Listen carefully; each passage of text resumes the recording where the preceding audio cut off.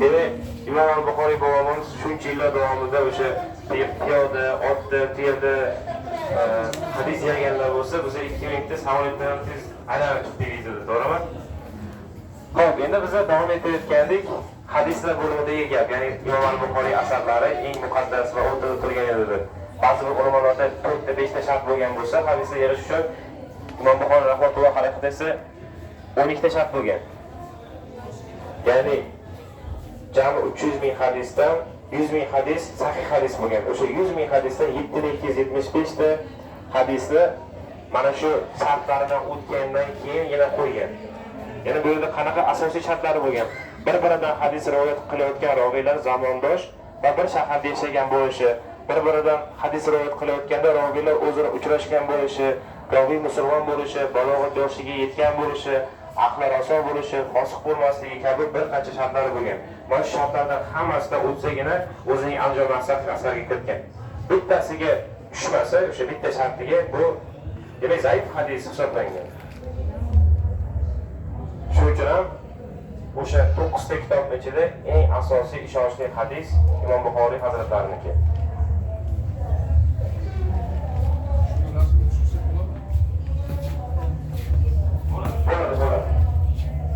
Endi biza keyingi qonunimizga bo'lsak,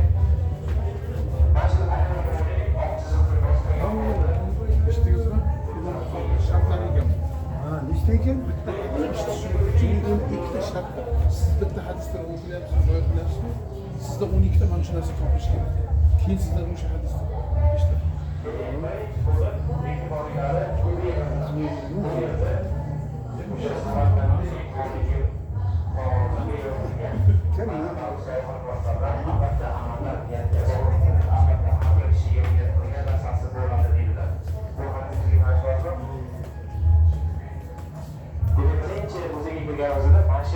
hadis bilimimizni boshlagan edik.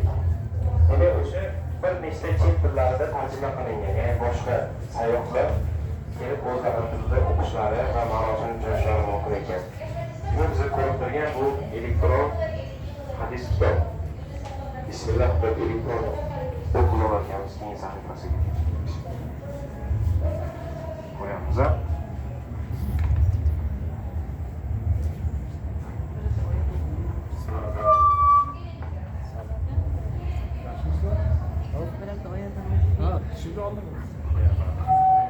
Demak, endi orqaga qaraydigan bo'lsak, orqada mana ko'ryapmizki, monitorlar, 5 ta monitorda mana shu hadislar keltirilgan.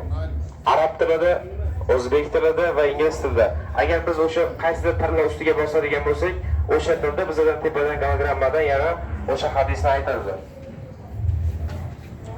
Ko'rishinglar mumkin marhamat. Demek endi keyingi ta'limga o'tsak, mana shu dinga bilan jonli marhamat. O'zbekchada o'zi? O'zbekchada. Siz inglizda qo'ydingiz. Men qo'ydimda qani. O'zbekchasini o'qiydi. Qattiq kishi ishlar.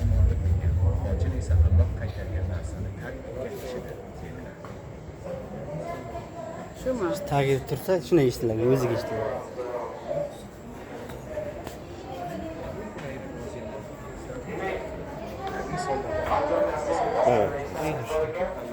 Şahrat kuniga iymon keltirgan bo'lsa, qo'shnisiga nazar bermas.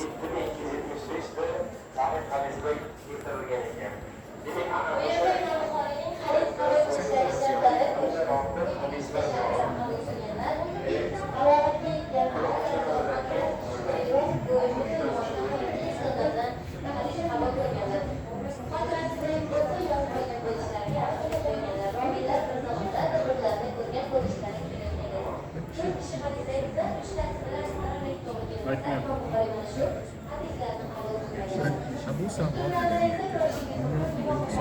Nabi sallallohu alayhi vasallam ayol faqat yaxshilik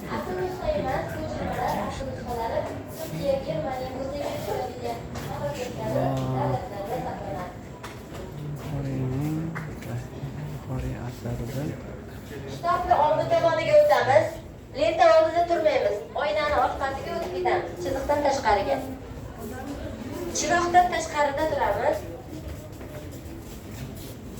Hadis ko'rishni bosing. Katta nima? Aniga aylanib o'tiring, yaxshi ko'rinadi. Imom Buxoriyning Sahih Buxoriy to'plami elektron shakli bu yerda ko'rishingiz mumkin. Qo'limizni havoda yurgizganimizda sahifalari ochiladi. Ko'rishingiz mumkin. Mana shu kitobning eng birinchi hadisi Nabiy sollallohu alayhi vasallam haqiqiy musulmon undan musulmonlar omonda bo'lgan, fojir esa Alloh qaytargan narsani tark etgan kishidir o'zbek dedilar. tilida, arab tili, ingliz, xitoy, koreys va'da bersa bajarmaydi dedilar.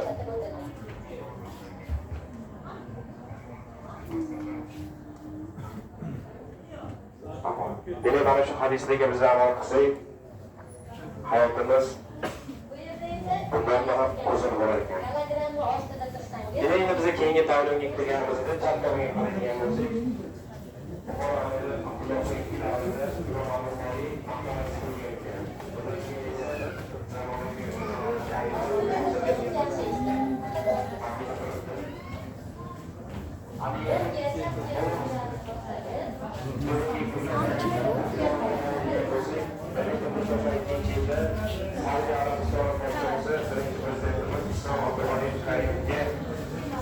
xalqlarni hamdo'stligi, birdamligi sifatida Ka'ba qo'sh, ya'ni Kisvani yurtimizga sovg'a qiladilar.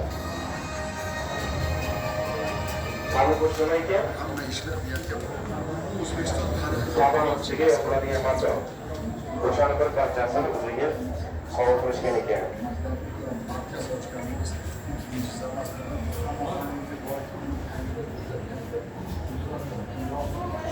Demek bu yerda esa Imom Al-Buxoriy majmuasi makif turibdi. Demak ko'ryapmizki, juda ham go'zal qilib qurilgan. Bu majmuani ulug'vorligini yanada go'zal qilib turgan bu to'rtta katta minoralar. Bularning balandligi qariyb 75 metrni tashkil etadi. Demak, 60 ga 60 masjid bir paytning o'zida 10 ming nafar namozxon namoz o'qiy oladi. Demak, ko'ryapmizki, bu yerda Imom Al-Buxoriy maqbarasi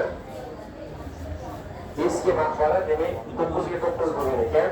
Hozirgisi 14 ga 14, balandligi 20 metr tashkil etadi. Mana bu bo'lmasa 9 metr. Demak, biz hozir qayerdamiz? Mashhur majmuani qayerdamiz? Bravo. Ko'rsatdi, rahmat. Demek bu chinor tarafı, demek qariyb 400 dan ortiq paytda 400 dan ortiq yashayapti bu. Shunchalik katta. Demak bu maketga qaraydigan bo'lsak, bunda ko'ryapmizki, o'sha 1990 yildan keyingi demak hamma xizmatchilar ko'rgan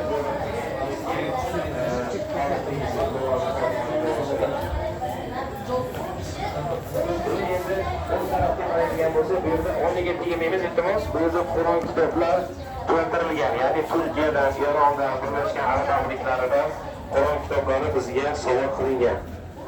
Endi bu yerga qaraydigan bo'lsak, oliy darajali Imom Buxoriy ordeni sohiblari va Imom Buxoriy ordeni sohiblari keltirilgan. Demak, birinchisi bu Shayx Muhammad Sodiq Muhammad Yusuf hazratlari, Turkiya prezidenti Rajab Tayyip Erdo'g'on, Salmon bin Abdulaziz Saudiya Arabistoni podshosi, Shayx Ziyodxon ibn Eshon Boboxon va hozirgi muftiy hazratlari kim? Nuriddin Xolqazor hazratlariga oliy darajali Imom Buxoriy unvoni berilgan ekan. Va viloyat imomlariga esa Imom Buxoriy ko'krak nishoni sovg'a qilingan. Mana marhamat o'ng tarafingizda ko'rishingiz mumkin, ko'krak nishoni va oliy darajali bu yerda ko'rishingiz mumkin. Birinchi prezidentimiz Islom Karimovning 1992-yili Saudiyaga bo'lgan tashrifi chog'ida va bu yerda o'sha tavsiya qilgan qaror keltirilgan hisoblanadi va mana bu oyna ichida esa va bu so'nggi bo'limimizda biz ko'rishimiz mumkin. Imom Buxoriy hazratlarining sahih kitoblaridan maqbara peshtagiga Mulk surasi oyatlari yozilgan hisoblanadi. shu bilan o'zidagi xatimiz o'z ifodasiga yetdi. Bu hammaga rahmat. sog'liq bo'yicha joyinglar qabul bo'lsin. Uyda